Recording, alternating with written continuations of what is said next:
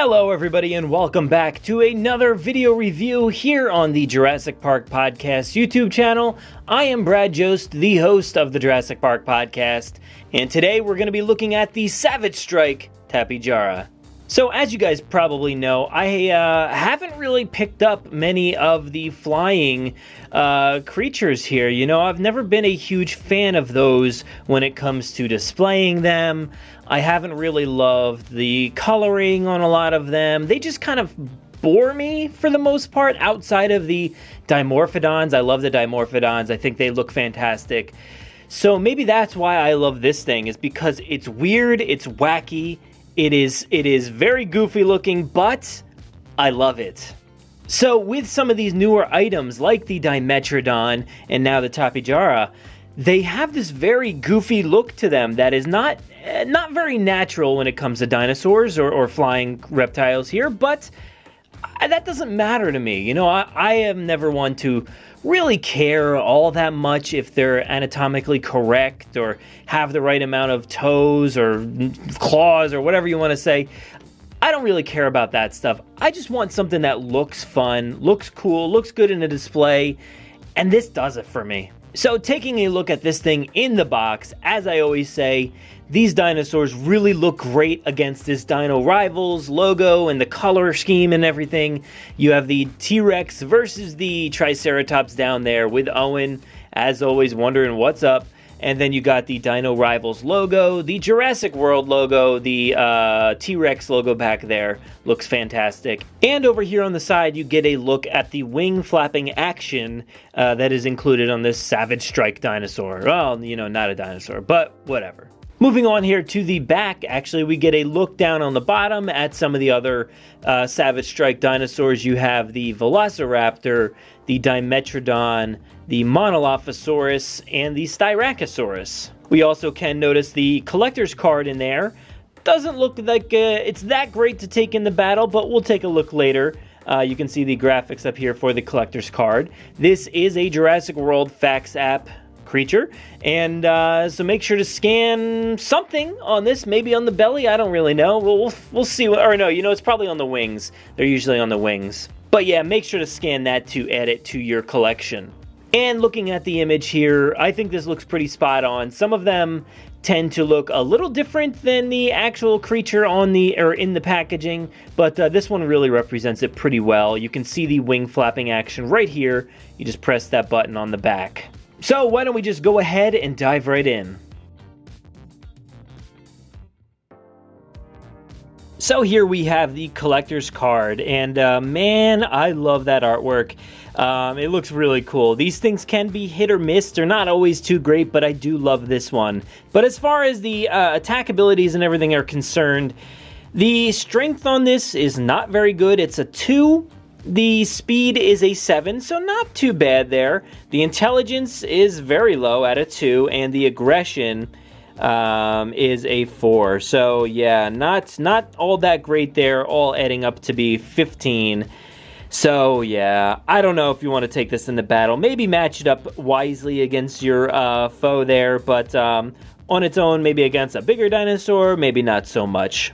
And on this side, we have the Jurassic World logo and the Dino Rivals logo as well. So man, this thing is cool. I really, really do enjoy this. Like I said before, it's so crazy looking. It doesn't look very natural, but I love it. Those eyes are giant. I really do enjoy the coloring on this as well. It's got this very brown color scheme on there on the body itself, mixed with now this orange and like this orange are very different, as well as that blue on the head there, the crest, and the blue on the wings. So it's a bit different in there, but I love how varied it is. It looks wonderful to me. And of course, that bright yellow eye just stands out so much, and you know, that also adds to the goofiness of the creature with the bright yellow with the black speck in there for the pupil. But I don't care. It's fun. It's cool. But I think the thing that really stands out as far as the Tapejara is concerned is the sculpt. You know, at least on the surface, it really does resemble the creature itself in its natural form. You know, like I said, without digging too deep, I think it looks good enough as far as that creature is concerned.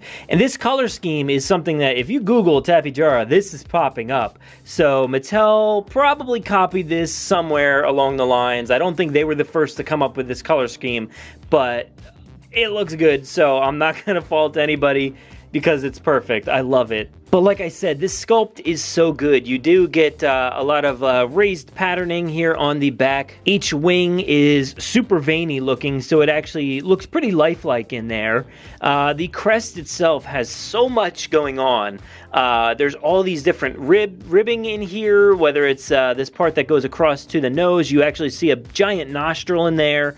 There's tiny little jagged teeth in there. I love it. And the crest itself actually looks pretty weathered and torn. You know, it's got these little ridges in there. So I love it. It looks so good. And it looks realistic to me as far as the sculpt is concerned. So when it comes to the motion for this creature, there is a bit of a swivel here on the feet, which is cool. You can kind of clutch onto things a little bit if you wanted to. Obviously, it doesn't grab, and they're basically like hands on the feet, but that's I mean, I don't know, is that anatomically correct? I don't know, somebody tell me. But they look like little monkey feet or something on the bottom there. I love it. It's fantastic. So those swivel. They don't really do much else other than swivel. The wings themselves do move because it's part of the action here. So when you basically hold the thing in the middle, you can, if I get my hands out of the way here, you can make the thing flap, which is great. It's a nice little feature, and I would absolutely love that as a kid when you've got this thing flying around your house. Woo!